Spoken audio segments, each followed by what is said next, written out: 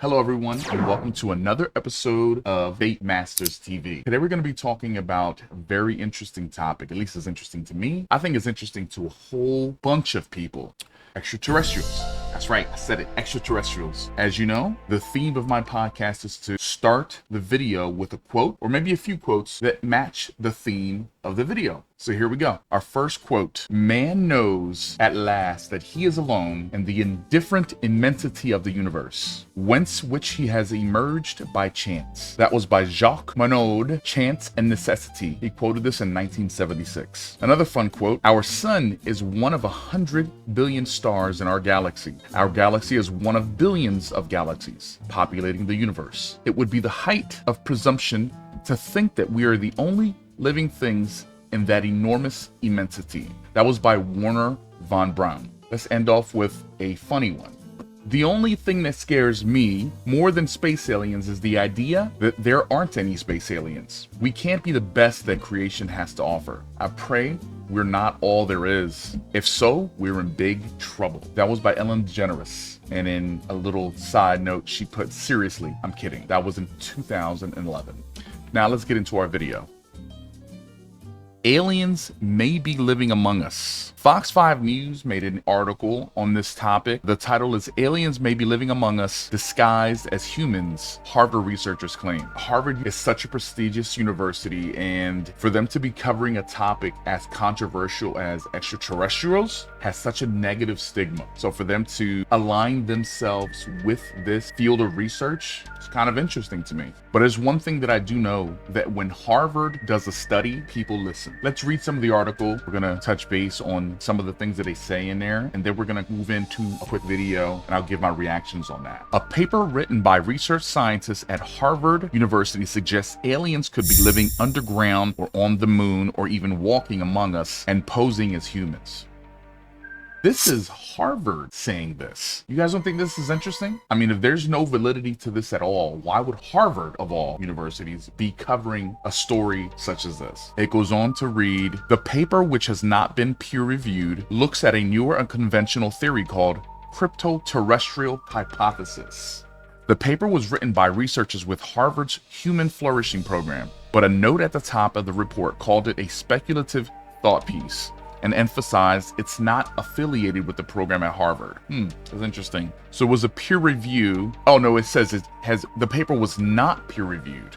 "We would like to emphasize that we believe that this hypothesis to be in all likelihood false, but nevertheless believe it still merits scientific investigation," the paper states. You know, they have to cover their bases by saying something like that because they don't want to lean too far on one side or another. Let's keep reading. "What is the crypto-terrestrial hypothesis? According to the paper, scientific discussion around unidentified aerial phenomenon. The official government term for UFOs has been dominated by two main classifications: human technology, conventional terrestrial origin, or extraterrestrial origin, civilizations arriving from somewhere other than Earth. Researchers have since considered a more unorthodox set of theories. The ultra-terrestrial hypothesis included in this subset of theories is the crypto-terrestrial hypothesis, which explores the possibility of non-human intelligence living among us, either concealed underground, underwater, or disguising themselves as humans." Hey, how many of you believe this? I mean, I'm sure that there's thousands of people out there who actually believe this. I must admit, I am a believer in extraterrestrials, other life other than ourselves, intelligent life at that. I'm just not exactly sure what that looks like, but what do you think? A lot of people believe that they're here already. They could be. I mean, if they have the technology to be able to mask themselves and to be able to blend into society, if they're that much more advanced than us, we would never know. It is really something to think about. Let's keep reading. "First, it is increasingly apparent that UAP, unidentified aerial phenomenon, are not only aerial but can also move underwater in ways that, per their airborne counterparts, defy explanation," the paper states. The authors cite retired Air Force Major David Grush and retired Navy Rear Admiral Tim Gallaudet, who have argued there's a lost list of strange occurrences underwater, acting in ways that surpass human technology and even challenge scientific understanding of what is possible underwater. Pause right there. So we're talking about a retired Air Force Major David Grush and and retired Navy Rear Admiral. These aren't just like regular soldiers or just like nobodies in the military. This is an Air Force major and a retired Navy Rear Admiral. These are some of the top of people that could ever exist in the military. So for them to be giving their input on something like this, it's major. They're jeopardizing their careers, they're jeopardizing their livelihood, they're jeopardizing their reputation. These aren't just anybody. These are VIPs, high-level individuals in the military. So to me, that stands for something. The fact that they're speaking on this is very interesting to me. If you're looking for a reputable person, they really don't get too much more reputable than these two people here. The article goes on to say, the researchers also point to the empirical mystery around UAP sightings, often involving orbs that appear to enter or exit potential underground access points like volcanoes. Although this idea is likely to be regarded skeptically by most scientists, such is the nature of some UAP that we argue this possibility should not be summarily dismissed, and instead deserves genuine consideration in a spirit of epistemic humility and openness. What a word. Wrote the authors, who include 2 Harvard researchers and a biological anthropology professor from Montana Technological University. Here's a picture. A UFO variety was photographed when it hovered for 14 minutes near Holloman Air Development Center in New Mexico. The object was photographed by a government employee and was released by the Aerophenomena Research Organization after careful study. There is no conventional explanation for that object. I wonder when this photo was taken. They don't have a year or a date there. This topic is interesting. I'm curious to know what you guys think so far. Nick Pope, who ran the British government's UFO program, told Fox News Digital he sees the paper more as a thought experiment rather than true scientific research. I think that he's saying that just to cover his ass. Just putting some ideas out there in a way to try and break away from this rather binary, either it's aliens or it's just a misidentification, Pope told Fox News Digital. They're not claiming to have found any evidence of this, but they're trying to kickstart a debate about this, not just with the public, but inside science and academia, which has traditionally been very stuffy and skeptical about all this. The Pentagon denies having any evidence of extraterrestrial life on Earth. First of all, that's crazy to me. There are thousands upon thousands of video footage that have been recorded by thousands of people, not to mention sightings that have been either called in or recorded. So the fact that they say the Pentagon denies having any evidence of extraterrestrial life on Earth is weird to me.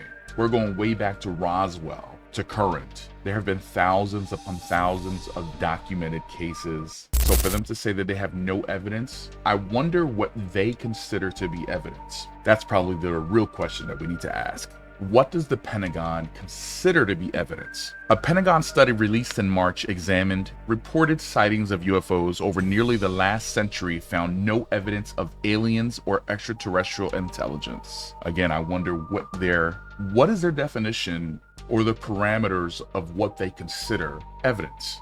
The Defense Department's All-Domain Anomaly Resolution Office reviewed nearly 80 years of reports on government offices and special access programs related to UAP. Again, unidentified aerial phenomena. Yeah, that's crazy. That's the whole article. So let's go into the video now. And now we're going to talk about extraterrestrial life forms. Researchers at Harvard speculate that an unidentified technologically advanced population could be secretly living among humans on Earth. Those Harvard researchers joined forces with scientists over at the Montana Technological Institute, emphasized that sightings of UFOs, quote, could be signs of aliens, quote, concealed in stealth here on Earth, or even, quote, walking among us. The researchers urged the scientific community to keep an open mind and be open to their claims. Researchers at Harvard speculate that an unidentified technologically advanced population could be secretly living among humans on Earth. Those Harvard researchers joined forces with scientists over at the Montana Technological Institute.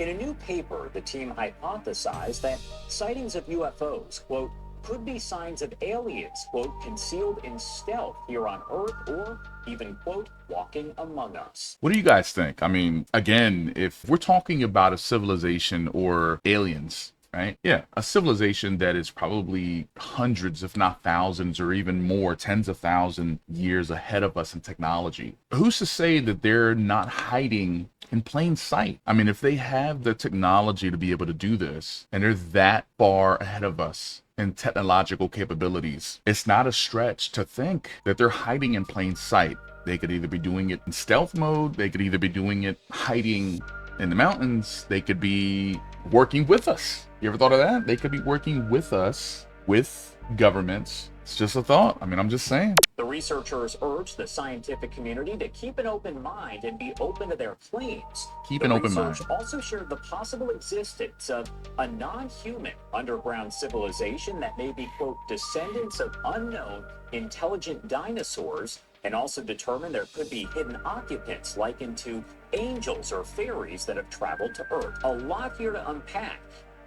Don't you think it's very interesting that this is even making the news? I mean, Fox News is reporting on this. Harvard is making a study on this. There's some credence here. There's something going on that they feel that it's necessary to even report on this thing.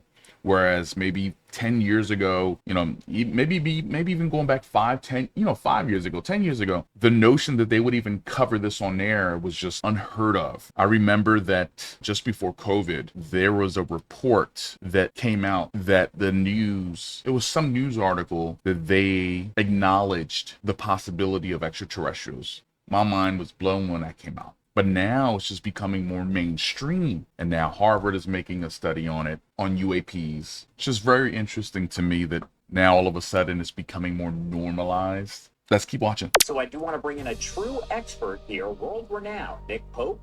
Previously ran the British government's UFO project and joins us now live to discuss. Thank you so much for taking the time to be here with us today. Thanks. Thank you for having me on. Of course. Well, first off, as I mentioned, there's a lot to this. So can you break down some of the findings here and what they really say and what they really mean? Certainly. I think it's important to stress at the outset that this is not, for example, hard astrophysics. This is not a group of scientists saying... Look at his title, Nick Pope. He was the former head of British government's UFO project. The former head of British government UFO projects. Again, see, this is a third person. I'm sure that there's many others that have held high level positions in government that are coming out, risking their reputations, risking their relationships with their families, their friends, professional relationships, business relationships. I mean, you name it, they're risking it all by coming out in public and even acknowledging that they believe that this is real. So to me, there's some credibility there. We have found something, and here are the data. This is more, it is a multidisciplinary project, and it does indeed come out of Harvard, but it blends really philosophy and theology. And I characterize it as more of a thought experiment. In other words, what they're trying to do is kickstart a debate within science and within academia and perhaps with the public as a whole. But as I say, they're not claiming to have found something. They just want to talk what ifs. What stood out to you the most about this research, this paper? And I keep saying research, but it really is more of a paper, as it's essentially... That's a video to the left there of that famous Tic Tac UFO, which I hate how they keep using that because there's so much better video footage out there that they could be using, but they focus on that. Thoughts. It is. And now traditionally, when we talk about UFOs, and recently, of course, this subject has come out of the fringe and into the mainstream, and we've had, for example, hearings in Congress, and that's, I think, one of the reasons why this paper has been written. But traditionally, when we think about this, we tend to think of it in a very binary sense. People think either this is sort of some misidentification of ordinary objects and phenomena, or it's extraterrestrials visiting the Earth. And what this group of scientists are trying to do is say, let's shift the debate.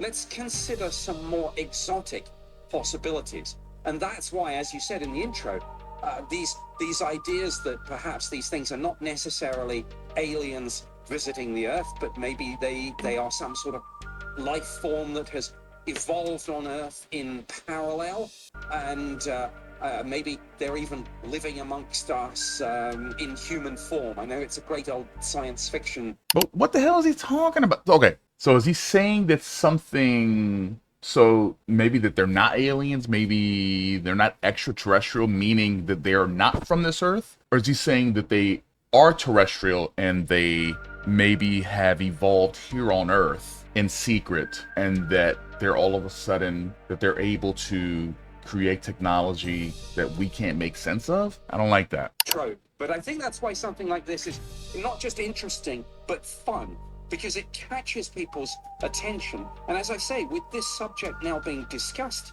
in Congress, it is time to have a proper debate about it. For sure. And we know that the researchers there, the scientists involved, they did say that they want the scientific community to keep an open mind, quote unquote. So what do you think the reaction is going to be from the science community as they look over this paper? I think it will be mixed, frankly.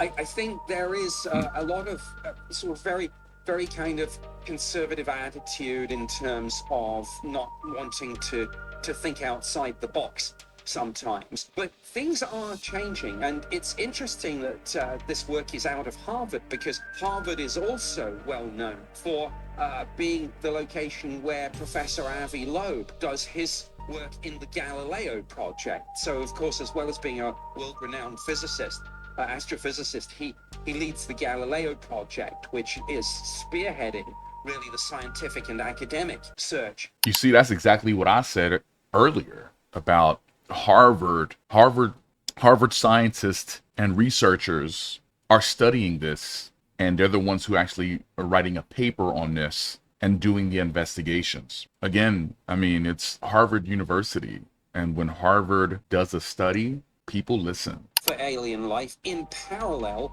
with the government search for extraterrestrial life, which is really being run firstly by NASA, and secondly, of course, the Pentagon now have this UFO unit called AARO, All Domain Anomaly Resolution Office. So with people like Professor Avi Loeb, we've seen scientists get more involved than in the past, but it's still a rarity.